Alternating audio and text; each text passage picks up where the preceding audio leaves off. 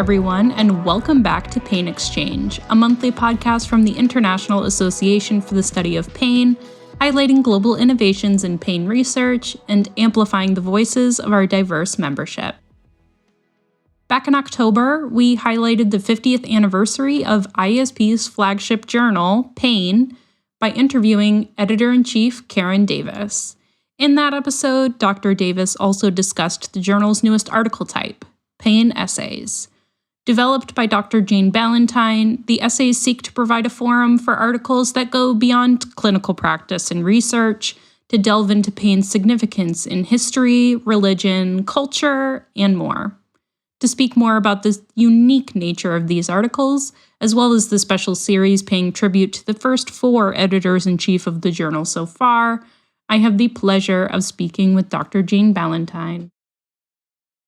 Welcome, Jane. Thank you for talking with me today. Oh, you're welcome. Good morning. Good morning. Could you give me a little introduction about you, your work, and how long you've been with the journal? Yes, I am an anesthesiologist and pain specialist, and I came to the United States in 1990, did pain training at Mass General Hospital, and eventually became the director of the pain division there for about 10 years. When I first came to the United States, my boss and mentor, who was Dan Carr, said to me, if you are taking pain seriously, you should really join IASP because it's the best pain organization. And indeed, I did. And the great thing about IASP is that it is international, which means it brings us all in contact with people who are as interested as we are from all over the world. And it was through my activity at IASP, actually, at one point, Dan Carr was running the publication called Pain Clinical Updates. And when he retired from that, he said, oh, I know a good person who should do that, and that's Jane Ballantyne. So I did that for quite a long time. And then I think through my editorial role in the Pain Clinical Updates, Alan Basbaum, who was the editor when I came on board, which was 2008, invited me to be editor of the clinical notes. And after a while, he said, well, do you mind if I send you a few papers from clinical science? Because we need some extra help.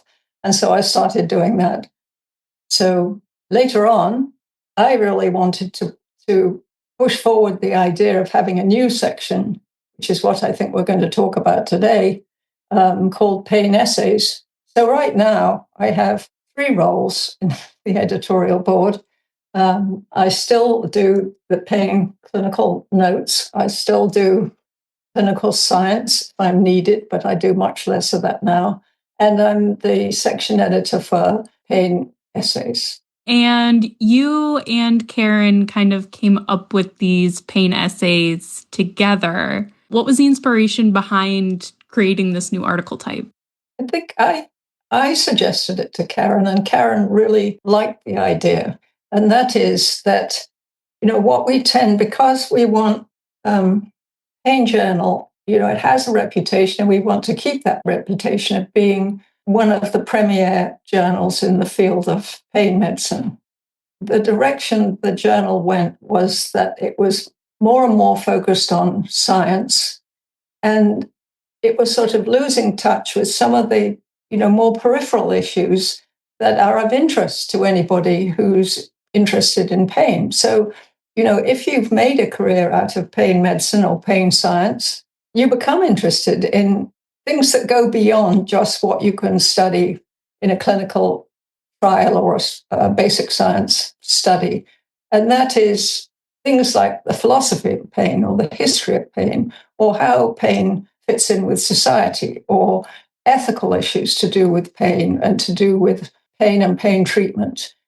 And, these are of interest to us. And we agreed that it would be of interest to the pain readership to sort of broaden the scope of the journal by having these sort of articles and to have them as, in-depth articles. So we want to maintain the academic heft of Pain, the journal Pain, but, in order to do that, we wanted long articles that look deeply into these sort of peripheral issues that are not to do with pain science, but to do with pain, what pain is and how we cope with pain in life and society.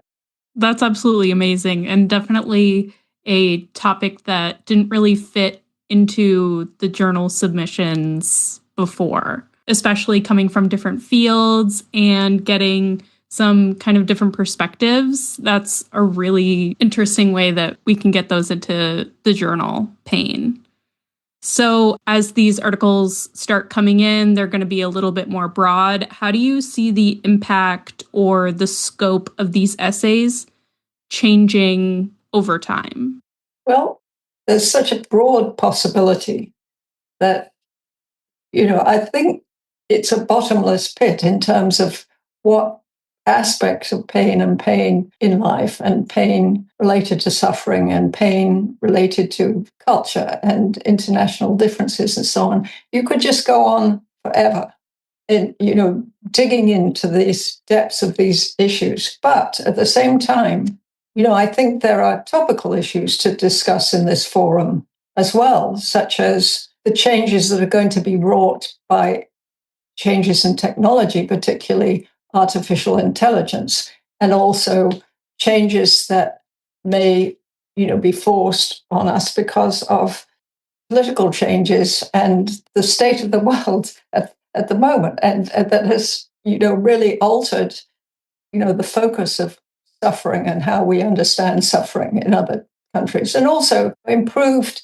ability to communicate outside our own little bubbles, to communicate to people around the world and to, understand different cultures. I think that it's a forum for being able to do all that, not just static things that have been around forever, looking deeply into them, but also the way things are changing. That's super interesting. So the pain essay article type kind of gave pain a new way to distribute information and a new kind of lens to look at pain through.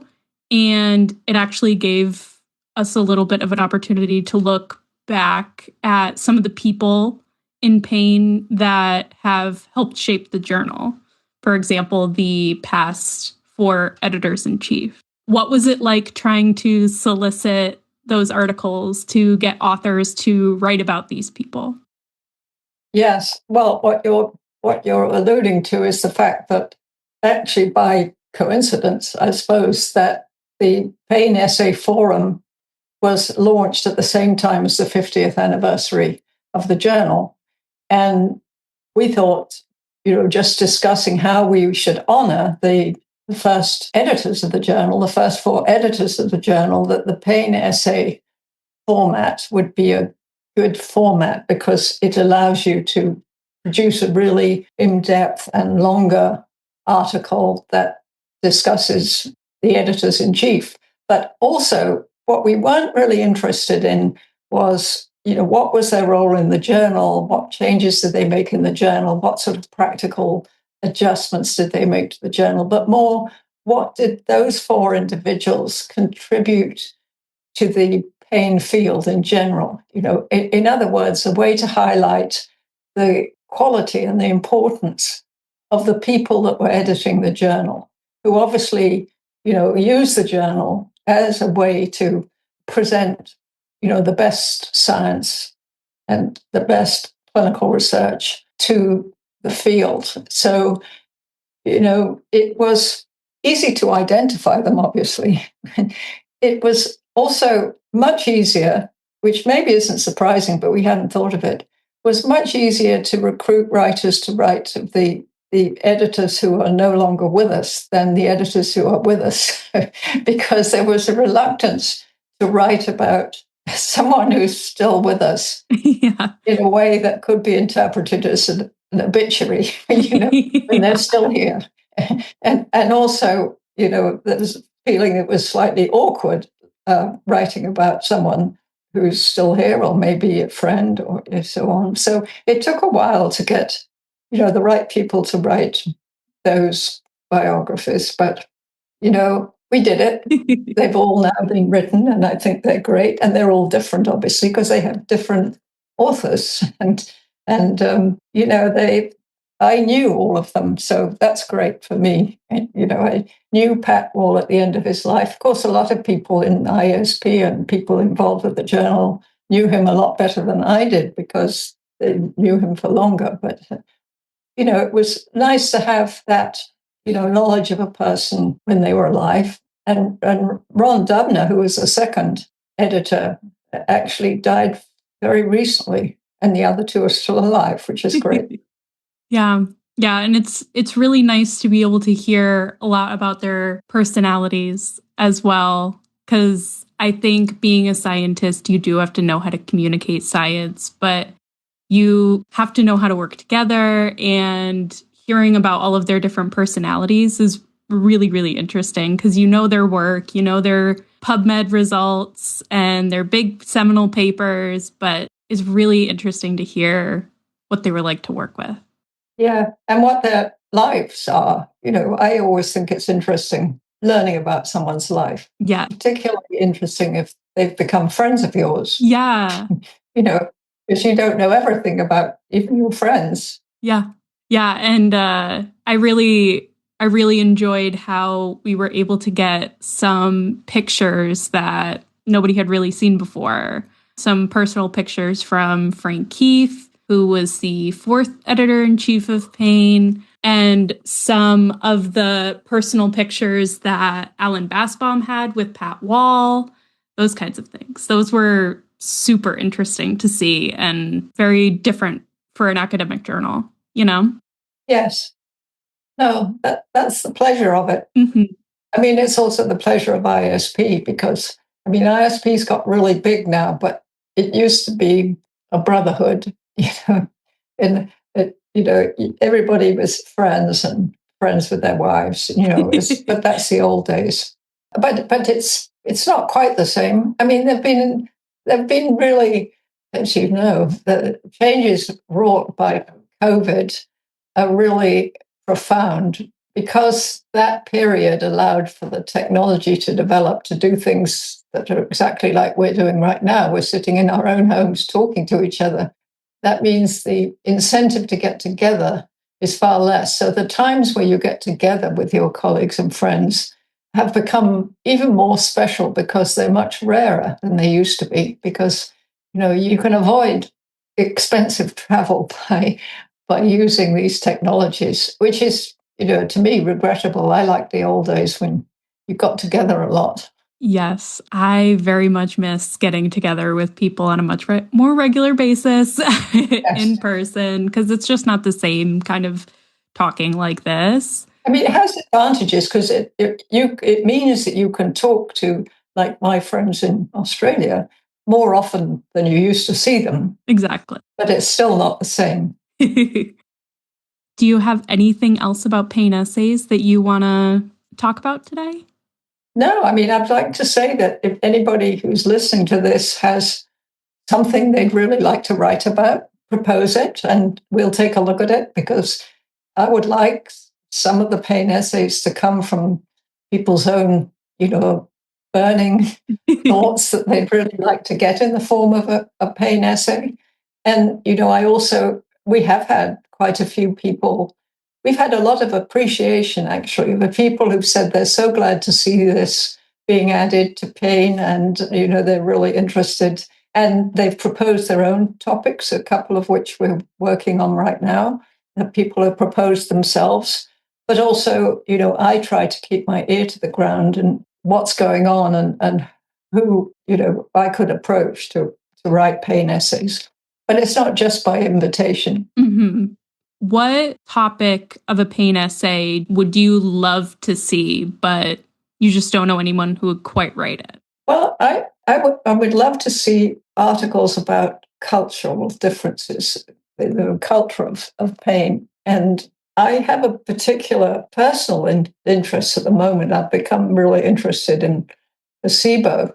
I would really like maybe something that looks at placebo in a sort of thoughtful way because we tend to think of what placebo is something you include in trials. And, it has a certain role in trials, but also what placebo actually is non-specific treatment effect. And they are terribly important, particularly in pain, because, in the field of pain, we have an endogenous opioid system that's capable of, treating pain itself. And it's things like placebo that sort of give you the key to, the power of yourself. And I mean, that's of great interest to me. And I think we need a lot more about things. I mean, it's difficult to touch on politics, but politics is so relevant because, for example, with diversity and inclusion, you're suddenly faced with a huge political switch that is going to affect how we conduct the science and what our editorial policies are. And I think that sort of thing is worth, for someone who's become really expert, it would be a good pain essay because it affects us all so much. Right. Those non-scientific issues that are affecting science. Yes, or affecting the way we treat pain or think about pain. Yeah. And going back to your placebo interest, placebo is just so interesting because a lot of people think of it as like fake or something like that, but it is actually doing something, like it is producing an effect. And it's really cool to see all the science that's behind it and some of the stuff they're able to do with like VR and mindfulness and everything that kind of touches into that. Exactly. I mean, we tend to forget that. I think we tend to be too scientific, too ivory tower. And that's what I hope the pain essays allow us to sort of seep out of that and think more broadly, because there's a lot despite all the advances, and I always say a lot of the advances have been in terms of understanding what pain is rather than, coming up with better treatments.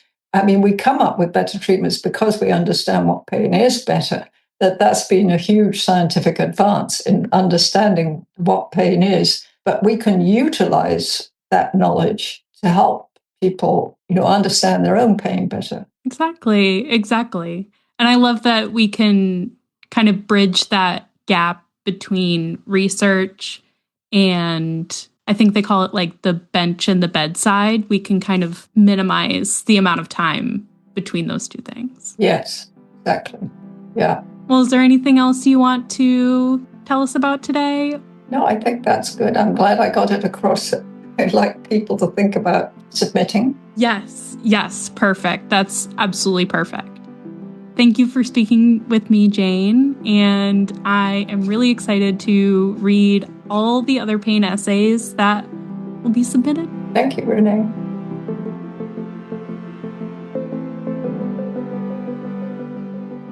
Next, I have the distinct pleasure to introduce Dr. Kathleen Sluka, prominent neurobiology researcher, professor, artist, and former section editor of Pain. Trained as a physical therapist, anatomist, and neurobiologist, Kathleen is also an accomplished artist.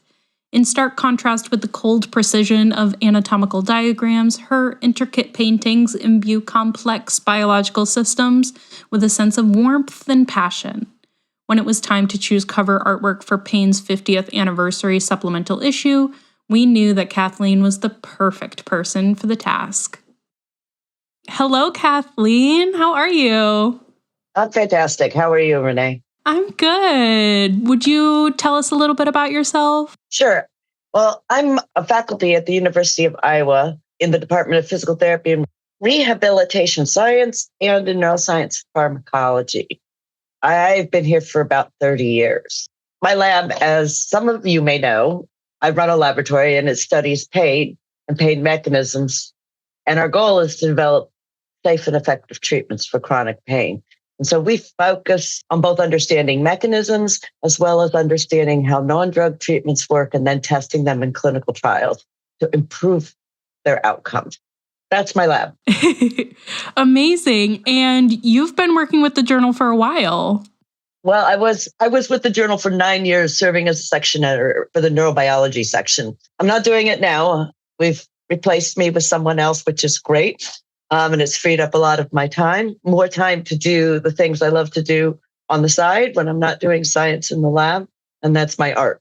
Perfect. So tell me a little bit about your art background. Did you start painting super young? Oh, I have created and painted and done some form of art since I was a child, off and on. I took art classes all the way through high school. But then I had to decide where I was going to do with my life. And I ended up going into physical therapy. My parents really encouraged me to go down the science realm of things and not the art realm of things, which was a good choice for me. I never regret it.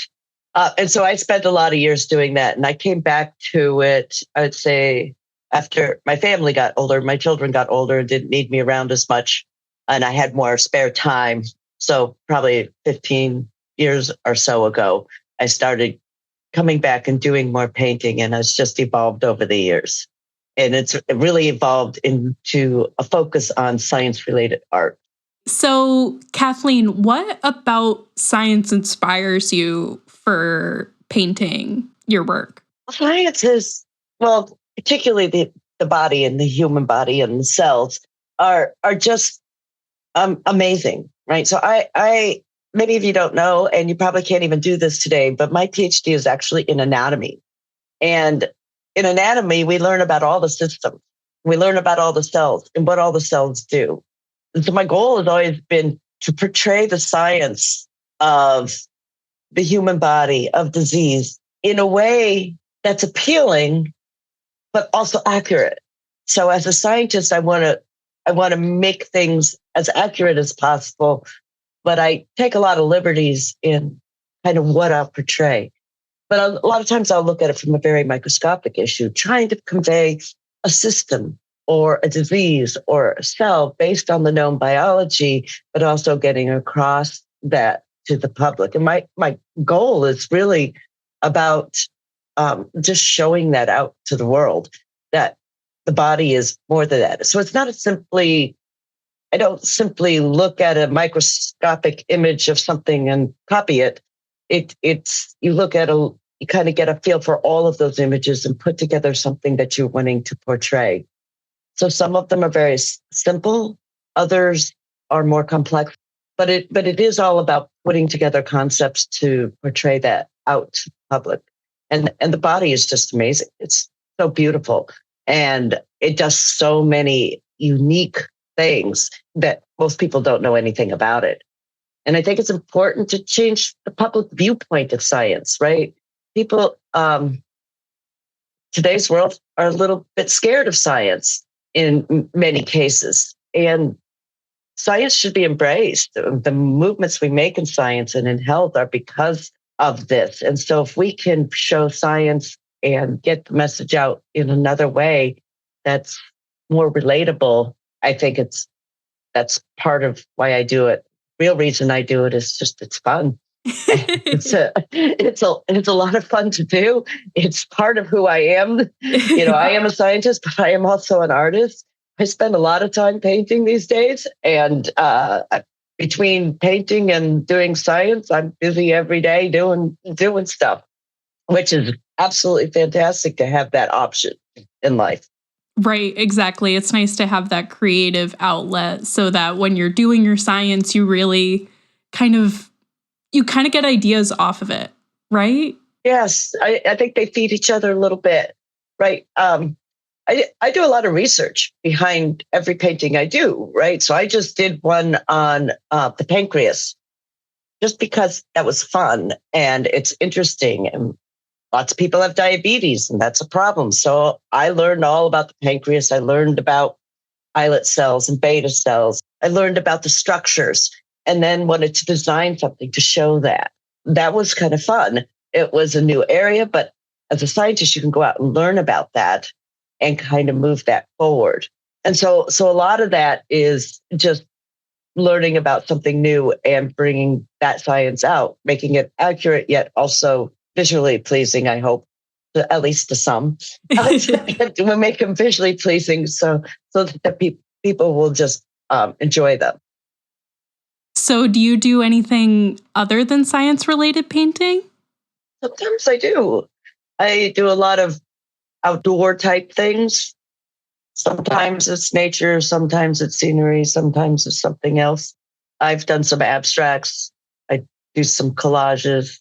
I'm learning to do other types of techniques. So I explore a lot, but still the bulk of my stuff kind of stems around what I know best. And everybody says you paint what you know. And it took me a long time to figure out, well, I kind of know science. That's my thing. Just a little bit. Yeah. Amazing. So what was the inspiration behind this cover?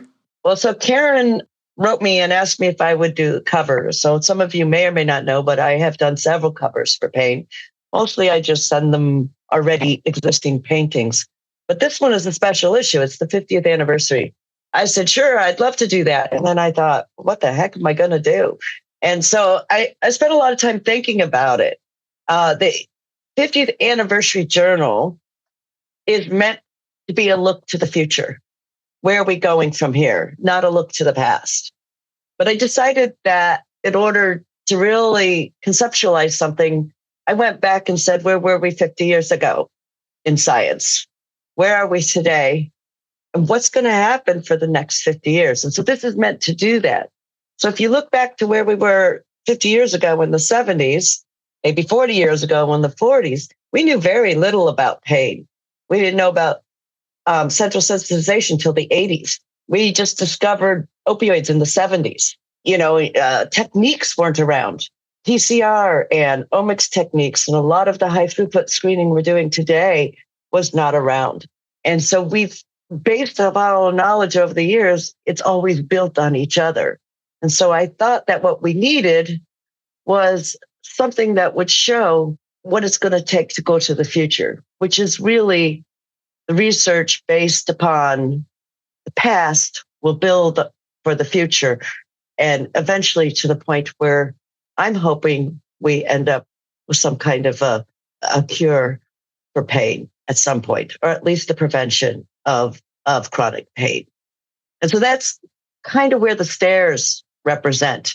As you climb the stairs, that was how the stairs came to be. And at the end of the stairs, there's an open, bright doorway to the future. And it's meant to represent hope for the future for individuals with chronic pain.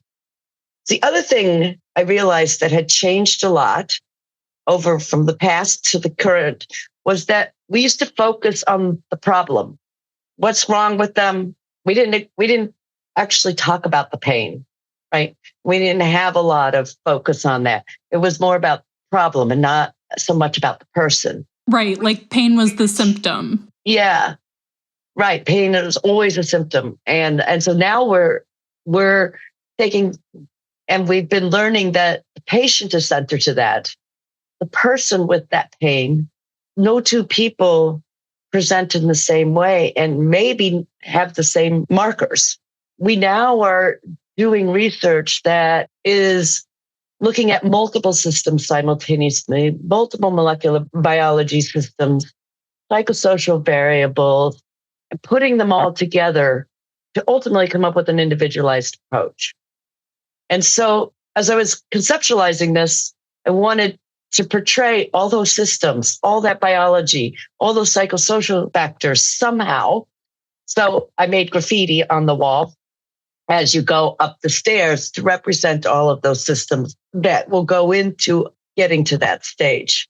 And of course, the person with a cane, I might add, is there to show her climb through that journey to get to the pain relief. And so it was kind of a whole process that went into it. In addition to all of that, I had to think about the background because painting's no good without a background. And you had to think a lot about the colors, and the colors were really important to this as well.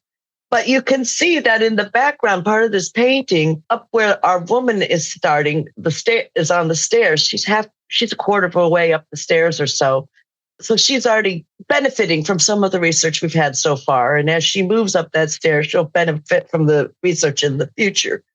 But the background on the sides, you see what looks like trees. They could also very well be neurons and processes. But they start in kind of a reddish and an orangish. And as she moves up that stairs and we get up to the top, they turn into purples and then into blues. So you're going from a painful state to a more relaxed state.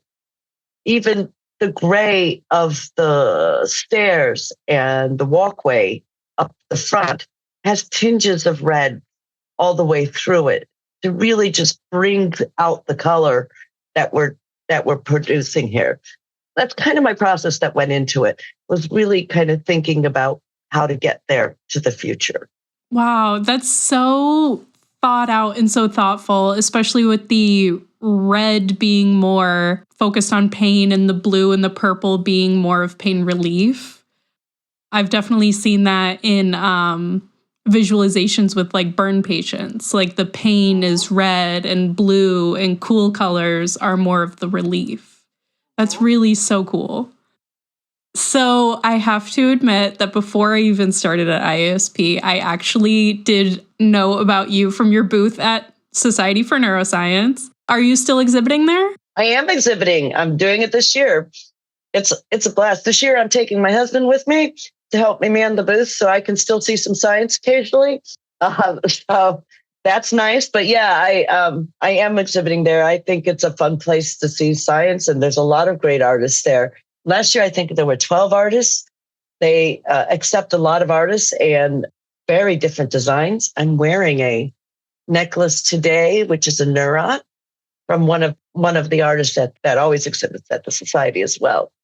So yes, I plan to exhibit there for the next unknown number of years. It's a blast. The art section is by far my favorite part of Society for Neuroscience. You can just get so many pieces of jewelry or prints or postcards or anything. Yeah. And they usually are all made by scientists. It's so, so beautiful. Yeah, I think about half of the artists there are scientists, half are not scientists.